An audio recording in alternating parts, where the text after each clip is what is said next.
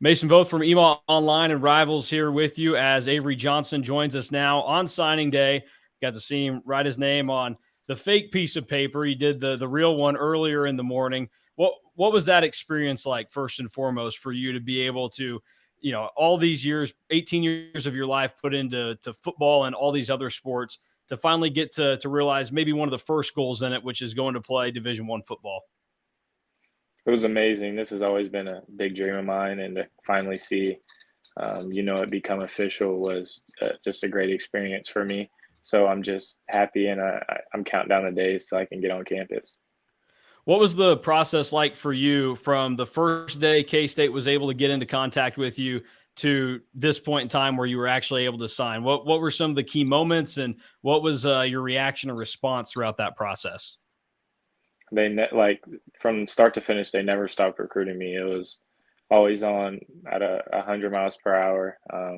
They always Brat was always in touch. CK was always in touch. Somebody was always in touch with me, and um, I took a few visits and I didn't really think much of it. And then as it kind of got closer to that decision date, some of those more important visits that I had took, and I had to start taking stuff more serious. When I went back to the drawing board, K State just had everything I wanted. So from that point, after talking to my loved ones and people that I trust, it just seemed like a no brainer.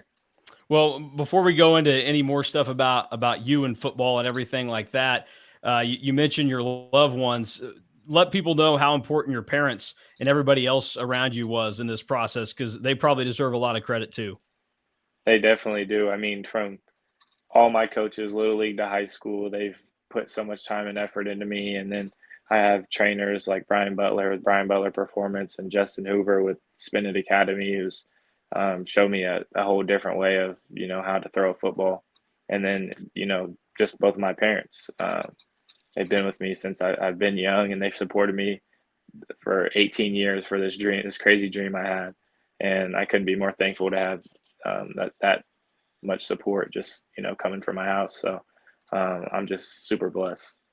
K-State was able to win the Big 12 this year in football, and I'd imagine that's one of your goals when you get there too, is to win one. But in your eyes, how likely is it that K-State can sustain this success, and how do you see yourself and some of the other guys in this class playing a role in that? I think it's very likely. You saw it this year. All you have to do is build chemistry and get a lot of guys that want the same things, and people that'll put their life on the line for the person next to them. And you saw that with K-State this year. And I feel if we have however many 25 or 26 guys in our class that want to come in and be able to learn from the guys that have been there before, and be able to soak up as much as they can and just put their heads down and work, then this winning shouldn't stop anytime soon. You mentioned how Taylor Bratt was able to work on you and talk to you. Once you became committed to K-State, I know that you basically came you're like an assistant to him. Basically, you were helping out, trying to get other guys on board with the class, and as well as some of the other guys from the state that were committed. What was that process for you guys like, and how much pride did you take in trying to get other people to understand what something special was going on in Manhattan? I just feel like, throughout this whole process, not a lot of people know about K-State.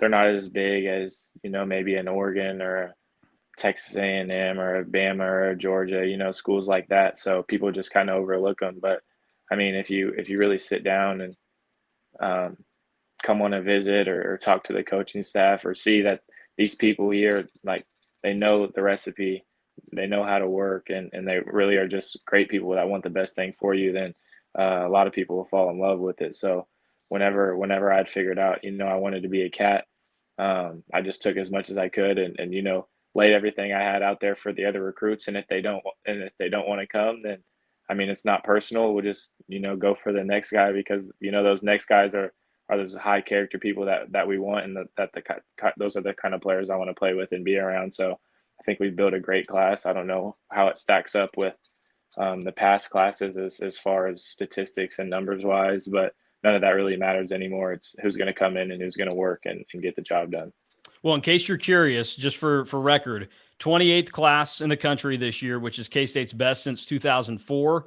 And you're also the highest ranked recruit K-State has had, according to Rivals, since 2007, when they got a receiver named Lamarck Brown. So pretty special class that K-State was able to put together. And you and all the other guys that were committed played a large role in that, not only in being a part of it, but also helping out and getting other guys there.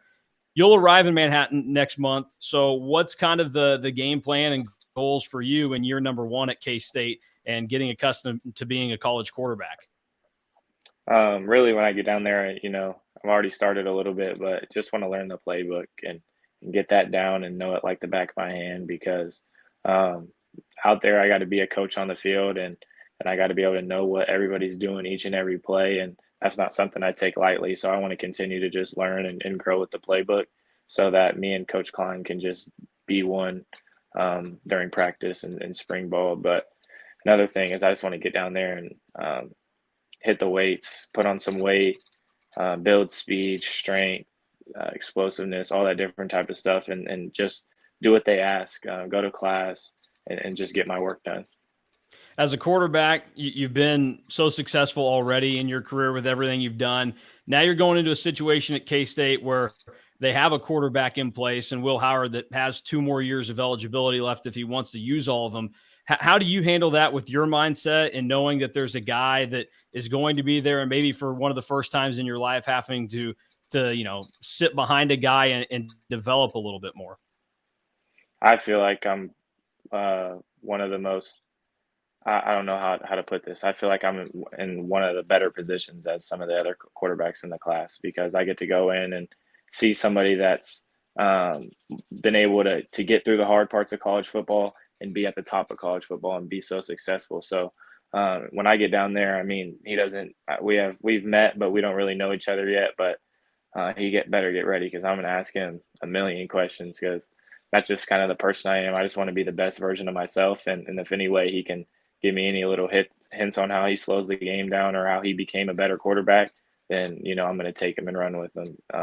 But I'm just really excited to get down there and be able to watch him and learn from him because he's had a great year and he'll continue to play well. So I'm just happy to be in the position I am. A lot was made of the change that K-State made from Courtney Messingham as their offensive coordinator to Colin Klein and everything that went with that. And it obviously helped him out on the field this year. But how significant was that to you when considering where you're going to play football at for the next 4 years when they told you probably, hey, we're going to Coach Klein. He's not only going to be the quarterback's coach, but he's also going to be the OC, and some of the changes that they had on the field with the offense this year? It was really big. I mean, um, before Coach Klein had got the job, I wasn't really deep into my recruitment, but I wasn't looking at Kansas State too hard. And then I feel like whenever he took over that offensive coordinator job and he showed me what he was going to do with the offense, I fell in love with it. And just him as a person, I also fell in love with. And he's just one of those people you like to be around. So the combo of that is ultimately why I ended up at K-State. So. We got to see you in the Army All-American game last weekend. Everybody, I assume now, has seen the big touchdown run that you ripped off. What was your experience like with that, and what was some of the response you got from some dudes that were meeting you from the first time down there and playing with you, and they went, "That's the quarterback running like that?" Oh, you have no idea when I hit the sideline. Nobody believed when I told them I was fast. Nobody believed it. I told everybody I could dunk and do all this other stuff. Nobody really believed it. And then I broke off that touchdown and everybody kind of ate their words. I got to the sideline. Everybody was like, man, you were moving. I thought you were about to slide. I thought you were about to do this. I thought you were about to do that. I had no idea you were going to break it. But I'm just, trying to show off my speed and show off how explosive of a player I can be and just show what I can do when I get into space. But it was a lot of fun being down there and getting to learn from some of those coaches and learn from the players as well and just be around some of the best guys in the nation. We got to see the theme this year for signing day for K-State was bring the sauce, and they had all the sauce bottles with you guys on it. I got a couple of questions about that. One, did you guys get to choose what sauce you had? And the second one is, are you going to get to sample the sauce at any point? So the first question is no, we didn't get to pick our sauce. It was a surprise for us too. Everything that happened today that you guys saw for the first time, that was us seeing it for the first time as well. And two, we will get to sample the sauce if you want to. They're going to send everybody sauce to their house. And if you want to sample it, you can. Me personally, I'm probably just going to leave the seal on and let it sit up in the cabinet or put it out for display somewhere. But I thought it was a really fun idea and really cool for K-State to do today. Yeah, when the theme first came out, they were kind of teasing it last night. You were kind of, people were kind of confused on what it could be, and it was actually a kind of a cool idea and the execution with it. So I wanted to ask you that. Now, focusing on when you get up there and stuff away from football, what aspect of being a college student in Manhattan are you most looking forward to off the football field? Man, I don't know what to tell you. I mean, getting down there and it was really just football for me. Getting down there and being 100% go on football, but really just building those relationships with the players, which will lead to student relationships. Me being from Kansas, I kind of know a lot of people that already attend college there. So just trying to be, one of those guys that goes in, goes to work and does that different type of stuff. But as far as football, I really couldn't tell you. I don't really do too much. I kind of stay in the house and, play the video game and hang out in my small circle. So What's the go-to video game for you then? right now, I'm playing a lot of Call of Duty, but usually I play mainly like 2K and Madden. Okay, yeah, I've got the Call of Duty, and I play Madden a lot, but only because that's the only football game there is. I don't actually believe that it's a good game anymore. So kind Yeah. of broke my heart when college football had to get delayed another year.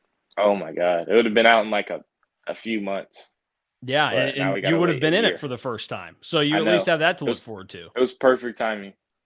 A couple of other questions, and then we'll let you go and kind of get on with your day and thinking about getting up there. And you talk about just wanting to focus on football, but who are some of the guys that you're excited to get to be around full time that are either in your class or like you talked about, Will Howard. You're looking forward to learning from him. Definitely Will's probably the top guy. Just being able to learn from him. And then I kind of already know, like, when I went on my official visit, I met like all the offensive linemen, probably like 5 or 6, maybe even like 7 offensive linemen I already know up there. I met RJ. I got to hang out with Deuce and Malik a little bit. So those are kind of the guys I got to spend. Some of the older guys I've kind of got to spend a little bit of time with. And then, I talked to Sterling quite a bit and Luke Hirsch and Evan Cantu. Those are guys that are kind of from, kind of where I stay at and that I played against in high school. And then as far as my class, we got a really good class. We have a group chat that we text in a lot. A lot of guys cracking jokes. Devin Vass and Colin Dunn are two pretty funny guys, and Wesley Fair is kind of my childhood friend that I grew up with a long time, and we'll end up being roommates. So I can. It'd be probably easier for me. I don't even know if I can think of one person that I wouldn't want to be around in this class. But you never know. I might get up with somebody that's dirty, and I'm a clean freak. I'm OCD, so if I get around one of those guys, then that might be somebody I steer clear of. Okay, well that's good to know. That's a good warning for anybody that's going to be up there with you then to keep things clean around you. Uh, Yeah, literally. thinking about the Sugar Bowl coming up for K State. What's your plans for watching that game on the 31st, and what do you look forward to most about seeing K State face Alabama? Yeah, so I mean, if I wasn't going to Florida for this All American Bowl, the Under Armour one, I would probably be watching the game live and being able to attend it and be able to be around that environment. But um, I'll be in Orlando and I'll be watching from probably a hotel or wherever we're staying there. But just so they know they need to clear the schedule for that day, I'll be rocking all my K State stuff, even if it's at the Under Armour place somewhere in my Nike K State gear. Um, I'll be tuned in the whole game and hopefully to pull off this win against Alabama. All right, my final question for you, because you brought up Under Armour, Nike, all that, and I'm kind of like a gear and uniform nerd when it comes to that. I'm wearing my Luka Doncic Jordan shirt right now. You obviously wore Under Armour jerseys at Mays. You're talking about the Under Armour All America game. Where do you align in the brand race there? Are you excited about going to a Nike school? What? I literally love Nike. I've been a Nike guy since I can last remember. I mean, I have Under Armour and Adidas in my closet, but majority is Nike. I wear Nike and now that Nike and Jordan have kind of like paired, you know, I wear a lot of Jordans, I wear a lot of Nike stuff, and I'm not really too big on cross branding. The only time I cross brand is when I'm wearing my Yeezy slides, just because I don't wear enough Under Armour stuff. But I'm definitely a Nike first type of guy. All right. Well, a little mission for you when you get up there. Get in the ear of Coach Kleiman, Al Serby, the equipment director, and athletic director Gene Taylor, and tell them that they need to work on the Cats getting some Jordan unis like Oklahoma and Michigan have, stuff like that. Oh, I'm in for any type of new uniform. Okay. That's good to know where you stand on that. Avery, we appreciate you taking the time today, and we'll let you get on to celebrating and do whatever else you have planned throughout the day. Thank you.